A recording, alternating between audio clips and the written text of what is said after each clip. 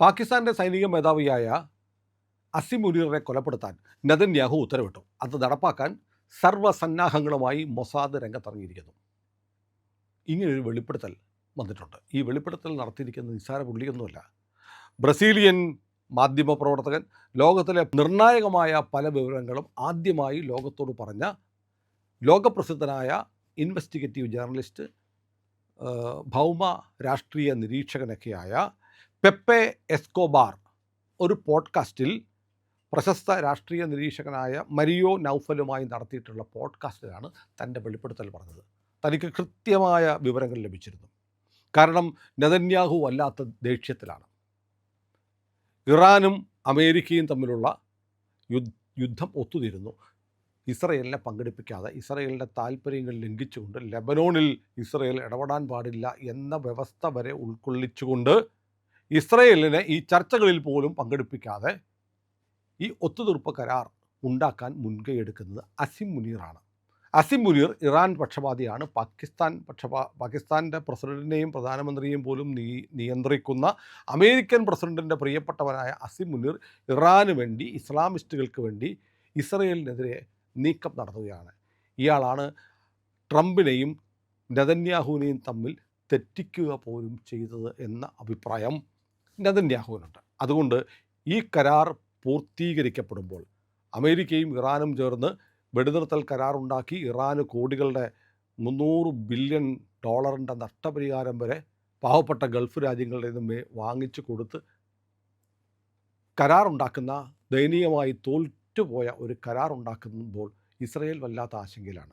അതുകൊണ്ട് ഇതിനെല്ലാം കാരണഭൂതനായ അസിം മുനീർ ഇനി ജീവിച്ചിരിക്കേണ്ട, അവരെ തട്ടണമെന്ന് തീരുമാനിച്ചു. ഇതിനുവേണ്ടി സ്വിറ്റ്സർലൻഡിൽ ഈ ഒത്തുതീർപ്പ് ചർച്ച നടക്കുന്ന ബർഗൻ സ്റ്റോക്ക് റിസോർട്ട് എന്ന് പറയുന്ന റിസോർട്ടിലേക്ക് എത്തുമ്പോൾ ഒന്നെങ്കിൽ അവിടെ വെച്ച്, അല്ലെങ്കിൽ ആ സന്ദർശനവുമായി ബന്ധപ്പെട്ടെത്തുമ്പോൾ അസിം മുനീറിനെ തട്ടാൻ മൊസാദ് പദ്ധതിയിട്ടു എന്നാണ് പെപ്പെ എസ്കോബാർ ഇപ്പോൾ വെളിപ്പെടുത്തിയിരിക്കുന്നത്. ലോകമാധ്യമങ്ങളിലൊക്കെ വലിയ വാർത്തയാണ്. അപ്പോൾ സ്വാഭാവികമായും ചിലരൊക്കെ പറയും, അങ്ങനെ ഒരു അന്താരാഷ്ട്ര ഒത്തുതീർപ്പ് ചർച്ചയൊക്കെ നടക്കുമ്പോൾ ഇങ്ങനെ ചെയ്യുമോ? മൊസാദാണ്, ഇസ്രയേലാണ്, അവരെന്തും ചെയ്യും, നമ്മൾ വിചാരിക്കാത്തത് ചെയ്യും. ഇറാനിൽ വന്ന കഥ നമ്മൾ കണ്ടതല്ലേ. അവിടെ വന്ന് അവിടുത്തെ പ്രസിഡൻ്റായിരുന്ന റൈസി മരിച്ചതിൻ്റെ അനുശോചന യോഗത്തിൽ, ശവസംസ്കാര ചടങ്ങുകളിൽ പങ്കെടുക്കാൻ വേണ്ടി ഹമാസ് തലവൻ വരുന്നു. അദ്ദേഹം വന്നിട്ട് മുറിക്കകത്ത് കയറി താമസിക്കുന്നു. മുറിയിലെ കട്ടിലിനടിയിൽ ഒളിപ്പിച്ച് വെച്ചിരുന്ന ബോംബ് പൊട്ടുന്നു. നോക്കൂ, റൈസി കൊല്ലപ്പെടുമെന്നും റൈസി കൊല്ലപ്പെട്ട് കഴിഞ്ഞാൽ ശവസംസ്കാര ചടങ്ങിൽ പങ്കെടുക്കാൻ ഹമാസിൻ്റെ തലവൻ വരുമെന്നും വന്നാൽ എവിടെ താമസിക്കുമെന്നും അവർ ഏത് മുറിയിലായിരിക്കുമെന്നും കൃത്യമായി കണ്ടെത്തി ആ മുറിക്കുള്ളിൽ ബോംബ് സ്ഥാപിച്ച് IRGC എന്ന് പറയുന്ന അവരുടെ ഏറ്റവും എലീറ്റായുള്ള സേനയുടെ സംരക്ഷണയിലാണ് ഈ ഗസ്റ്റ് ഹൗസ്. അയാളെ തട്ടിക്കളഞ്ഞ ആളുകളാണ് മൊസാദ്. അപ്പോൾ മൊസാദിന് അസാധ്യമായിട്ടൊന്നുമില്ല. മൊസാദ് അങ്ങനെ തെളിയിച്ചിട്ടുണ്ട്. ആ മൊസാദിനെ സംബന്ധിച്ചിടത്തോളം ബർഗൻ സ്റ്റോക്ക് റിസോർട്ടിൽ പോയി തട്ടണമെന്ന് തീരുമാനിച്ചാൽ അവർ തട്ടും. അതിൻ്റെ കോൺസിക്വൻസ് ഒന്നും അവർക്ക് പ്രശ്നമേ അല്ല. ഏതായാലും ഈ വിവരം പുറത്തു വന്നതോടെ ഞെട്ടിപ്പോയിട്ടുണ്ട് പാകിസ്ഥാൻ ഭരണകൂടം.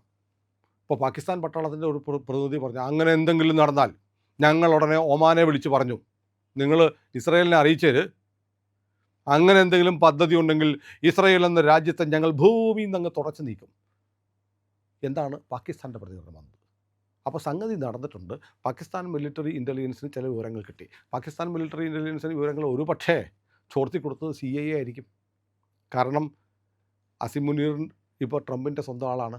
അങ്ങനൊരു പദ്ധതി ഉണ്ടെങ്കിൽ അത് നടപ്പായാൽ ട്രംപിന് വലിയ ക്ഷീണമാണ്. അതുകൊണ്ട് ട്രംപിന് വേണ്ടി CIA ചോർത്തി കൊടുത്തതായിരിക്കാം. CIA പണ്ടും ചോർത്തി കൊടുത്തിട്ടുണ്ട്. കേട്ടിട്ടില്ലേ, നമ്മുടെ ഇന്ത്യയിൽ ഒരു ഓപ്പറേഷൻ നടന്നു. പാകിസ്ഥാൻ കഹൂട്ട ആണവ കേന്ദ്രം ഉണ്ടാക്കുന്നു. ഇറാഖിലെ ഒസിരാഖ് എന്ന് പറയുന്ന ഇറാഖ് ഉണ്ടാക്കാൻ പോകുന്ന ആണവ കേന്ദ്രം തകർത്തിട്ടിരിക്കുകയാണ് 1981 കാലത്ത് ഇസ്രയേൽ. അത് കഴിഞ്ഞപ്പോഴാണ് കഹൂട്ട ഉണ്ടാവുന്നത്. പാകിസ്ഥാൻ ആണവായുധം ഉണ്ടാക്കിയാലും ഈ പറയുന്ന ലിബിയ പോലെയുള്ള രാജ്യങ്ങൾക്ക്, തീവ്രവാദികൾക്കൊക്കെ കിട്ടാൻ സാധ്യതയുണ്ട് എന്ന് കരുതി അത് തടയണമെന്ന് ഇസ്രയേൽ ആഗ്രഹിച്ചിരുന്നു. ഇസ്രയേലിന് വേണ്ടിയിട്ട് മൊസാദ് ഇന്ത്യയിലെ റോയുമായിട്ട് സംസാരിച്ചു. അവരുടെ ആവശ്യമെന്ന് പറഞ്ഞാൽ ഇസ്രയേൽ വിമാനങ്ങൾ വരും, ജാംനഗറിലെ നമ്മുടെ എയർബേസിൽ നിന്ന് അതിന് ഫ്യൂവൽ ചെയ്യണം, അവർ പോയി ഇതിനെ അടിക്കാം എന്ന് പറഞ്ഞു. F-16 വിമാനങ്ങൾ സജ്ജമാക്കാമെന്ന് പറഞ്ഞു. വേണമെങ്കിൽ നമ്മുടെ ജാഗ്വാർ വിമാനങ്ങളെ കൂടെ അയക്കാം, റഡാർ പരിരക്ഷ കൊടുക്കാം എന്നൊക്കെ ഇന്ത്യയുടെ ഭാഗത്തു നിന്ന് സംസാരിച്ചു. ഇത് അമേരിക്ക ചോർത്തി, CIA ചോർത്തി. ചോർത്തിയിട്ട് ഇന്ദിരാഗാന്ധിയോട് വിളിച്ചു പറഞ്ഞു, പ്രശ്നമാണ്, മൊസാദ് ഇങ്ങനെ കളി കളിക്കുന്നുണ്ട്, നിങ്ങളുടെ റോയും കൂടെ കൂടുന്നുണ്ട്, അതിന് അനുവദിക്കരുത് എന്ന് പറഞ്ഞപ്പോൾ ഇന്ദിരാഗാന്ധി ഇടപെട്ടു, സ്റ്റോപ്പ് ചെയ്യാൻ പറഞ്ഞു, മുന്നോട്ട് പോകരുതെന്ന് പറഞ്ഞു. അങ്ങനെ അത് അലസിപ്പോയി. അന്ന് ഇസ്രയേൽ ആ കഹൂട്ട ആക്രമിച്ച് തകർത്തിരുന്നെങ്കിൽ പാകിസ്ഥാൻ ഇന്ന് ആണവശേഷി പോയിട്ട് ഒരു പിണ്ടാക്കം ഉണ്ടാവില്ലായിരുന്നു. ഇന്ദിരാഗാന്ധിയാണ് അത് തുലച്ചത്. ഇന്ദിരാഗാന്ധി ഇപ്പോൾ പേടിച്ചെന്നത് ബോംബെക്കടുത്ത് ട്രോംപെ എന്ന് പറയുന്ന സ്ഥലത്ത് നമുക്കൊരു ആണവ നിലയമുണ്ട്. തിരിച്ച് പാകിസ്ഥാനെങ്ങാനും അടിച്ചിട്ട് ട്രോംപെ നിലയത്തിന് വല്ലതും പറ്റിയ വലിയ പ്രശ്നമാവില്ലേ എന്നൊക്കെ പറഞ്ഞിട്ടാണ് ഇന്ദിരാഗാന്ധി ഈ പദ്ധതി അട്ടിമറിച്ചത്. ഏതായാലും ഞാൻ പറഞ്ഞു വന്നത്, CIA ഇസ്രയേലിനെതിരെയും ചാരപ്പണി നടത്തും. ഇസ്രയേലിൻ്റെ വിവരങ്ങളും ചോർത്തിയെടുത്ത് ശത്രുക്കൾക്ക് കൊടുക്കാറുണ്ട്. അന്ന് ഇന്ത്യക്ക് മാത്രമല്ല, പാകിസ്ഥാനും ഈ വിവരം ചോർത്തി കൊടുത്തിരുന്നു CIA. അതുപോലെ ഒരുപക്ഷെ CIA ചോർത്തി കൊടുത്തതാണോ ഈ സ്വിറ്റ്സർലൻഡിലെ ബർഗൻ സ്റ്റോക്ക് റിസോർട്ടിൽ വെച്ച് അസീം മുനീറിനെ കൊല്ലാനുള്ള പദ്ധതി എന്ന് നമുക്കറിയില്ല. ഇതൊക്കെ കുറേ കാലങ്ങൾ കഴിയുമ്പോൾ ഡീക്ലാസിഫൈ ചെയ്യും. രഹസ്യമായി വെച്ചിരിക്കുന്ന ചില രേഖകളൊക്കെ പരസ്യമാക്കുന്ന പ്രക്രിയയ്ക്കാണ് ഡീക്ലാസിഫൈ ചെയ്യുക എന്ന് പറയുന്നത്. അങ്ങനെ ഡീക്ലാസിഫൈ ചെയ്യുമ്പോൾ മാത്രമേ ഒരുപക്ഷെ നമുക്കറിയാൻ കഴിയൂ. ഏതായാലും ഇങ്ങനൊരു വാർത്ത വന്നിട്ടുണ്ട്. പാകിസ്ഥാൻ വല്ലാതെ ഭയന്നിട്ടുണ്ട്. കാരണം മൊസാദൊക്കെ ടാർഗറ്റ് ചെയ്തു എന്ന് പറഞ്ഞാൽ അതവിടെ കിടക്കും. എത്ര വർഷം കഴിഞ്ഞാലും എത്ര ദൂരത്തായാലും അതവർ ചെയ്തുകൊണ്ടിരിക്കും. പഴയ ബൈബിളിൽ മറ്റേ പറയുന്നില്ലേ, നീ നക്ഷത്രങ്ങൾക്കിടയിൽ കൂടുകൂട്ടിയാലും, വാചകം ഞാൻ ഓർക്കുന്നില്ല, നിന്നെ ഞാൻ താഴെ കൊണ്ടുവരും എന്ന് പറയുന്നത് പോലെ ഇസ്രയേൽ തീരുമാനിച്ചാൽ അത് മൊസാദിൻ്റെ തീരുമാനമാണെങ്കിൽ അതിൻ്റെ പ്രധാനമന്ത്രി പച്ചക്കൊടി വീശിയിട്ടുണ്ടെങ്കിൽ ഉറപ്പായും അത് സംഭവിക്കും എന്ന് തന്നെയാണ് ചരിത്രം ഇതുവരെ തെളിയിച്ചിട്ടുള്ളത്. അല്ലെങ്കിൽ ട്രംപ് പോയി നെതന്യാഹുവിൻ്റെ കാല് പിടിക്കേണ്ടി വരും. ഏതായാലും മൊസാദിൻ്റെ പിള്ളേർ ചുണ്ണാമ്പ് തേച്ച് വെച്ചിട്ടുണ്ട് അസീം മുനീറിനെ, അതുറപ്പാണ്.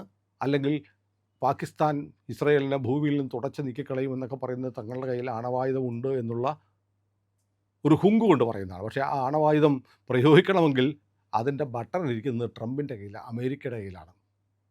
ഇസ്രയേലിനെതിരെ പാകിസ്ഥാൻ ആണവായുധം പ്രയോഗിക്കാൻ ഒരു കാരണവശാലും അമേരിക്ക സമ്മതിക്കത്തില്ല. അത് ഒരിക്കലും നടക്കാൻ പോകുന്ന കാര്യവുമില്ല. അപ്പോൾ പാകിസ്ഥാൻ ഇങ്ങനെയൊക്കെ പറയാം. പാകിസ്ഥാൻ ഇങ്ങനെ പറഞ്ഞതിൽ നിന്ന് തന്നെ പാകിസ്ഥാൻ്റെ പരിഭ്രാന്തി വ്യക്തമാണ്. ഏതായാലും വലിയ തോതിൽ ലോക ശ്രദ്ധ പിടിച്ചുപറ്റിയ ഒരാളാണ് അസീം മുനീർ. പാകിസ്ഥാൻ്റെ സമീപകാലത്തെ സൈനിക മേധാവികളിൽ ഏറ്റവും കൂടുതൽ ശ്രദ്ധിക്കപ്പെട്ടതും അമേരിക്കൻ പ്രസിഡൻറ്റിൻ്റെ പ്രിയപ്പെട്ടവനായി മാറിയതും അസീം മുനീറാണ്. ട്രംപിൻ്റെ ക്രിപ്റ്റോ പദ്ധതിക്കൊക്കെ വലിയ അവസരങ്ങൾ പാകിസ്ഥാനിൽ ഒരുക്കി കൊടുത്തു. പാകിസ്ഥാൻ പറയുന്നത് എന്തും ട്രംപ് ചെയ്യും, അമേരിക്കയ്ക്ക് വേണ്ടി എന്തു ദാസ്യപ്പണിയും ചെയ്യും. ആ തരത്തിലേക്ക് മാറിയ ഒരു പട്ടാളക്കാരനെ കിട്ടി. അതുകൊണ്ടാണല്ലോ തോറ്റുപോയിട്ടും ഫെയിൽഡ് മാർഷൽ എന്ന് കളിയാക്കി നമ്മുടെ ആളുകളൊക്കെ പറയാറുണ്ടെങ്കിലും ഫീൽഡ് മാർഷൽ പദവിയൊക്കെ കൊടുത്തു. ഓപ്പറേഷൻ സിന്ദൂരിൽ പരക്കെ തോറ്റുപോയി തകർന്ന് തരിപ്പണമായിട്ടും ഞങ്ങൾ ജയിച്ചു, ഞങ്ങൾ വിജയിച്ചു എന്ന് കാണിക്കാൻ പാകിസ്ഥാൻ സർക്കാരിന് ഷഹബാസ് ഷെരീഫ് എന്ന് പറഞ്ഞ പ്രധാനമന്ത്രിക്ക് നിലനിൽക്കാൻ വേണ്ടിയിട്ട് സൈനിക മേധാവിക്ക് കൊടുക്കേണ്ടി വന്ന ഒരു ബിരുദമാണ്, ഒരു പദവിയാണ് ഫീൽഡ് മാർഷൽ എന്നുള്ളത്. ഏതായാലും ഫീൽഡ് മാർഷൽ പദവിയിൽ ഇനി എത്ര കാലം അസീം മുനീർ ഉണ്ട് എന്നത് നെതന്യാഹു തീരുമാനിക്കും. മൊസാദ് പുറപ്പെട്ടു കഴിഞ്ഞു. അധികം വൈകാതെ ഒരുപക്ഷെ ഇയാൾ പടമായി എന്നുള്ള വാർത്ത കേൾക്കാൻ കഴിയുമെന്നാണ് ഞാൻ പ്രതീക്ഷിക്കുന്നത്. അല്ലെങ്കിൽ അതുപോലെ സമസ്താപരാധം പറഞ്ഞ് ട്രംപ് വഴി ഓപ്പറേറ്റ് ചെയ്ത് നെതന്യാഹുവിൻ്റെ കാല് പിടിച്ച് നിൽക്കണം. ഇപ്പം പാകിസ്ഥാനും ഇസ്രയേലും തമ്മിലുള്ള ബന്ധം കൂടെ നമുക്ക് പറയാതെ തരമില്ല. പാകിസ്ഥാനെ ഒരിക്കലും അംഗീകരിച്ചിട്ടില്ല, പാകിസ്ഥാൻ ഇസ്രയേലിനെ അംഗീകരിച്ചിട്ടില്ല. രണ്ട് രാജ്യങ്ങളും തമ്മിൽ ഡിപ്ലോമാറ്റിക് റിലേഷൻസ് ഇല്ല. അറബ് യുദ്ധം നടക്കുമ്പോൾ ഇസ്രയേലിനെതിരെ യുദ്ധം ചെയ്യാൻ പാകിസ്ഥാനി പൈലറ്റുമാർ പോയിട്ടുണ്ട്.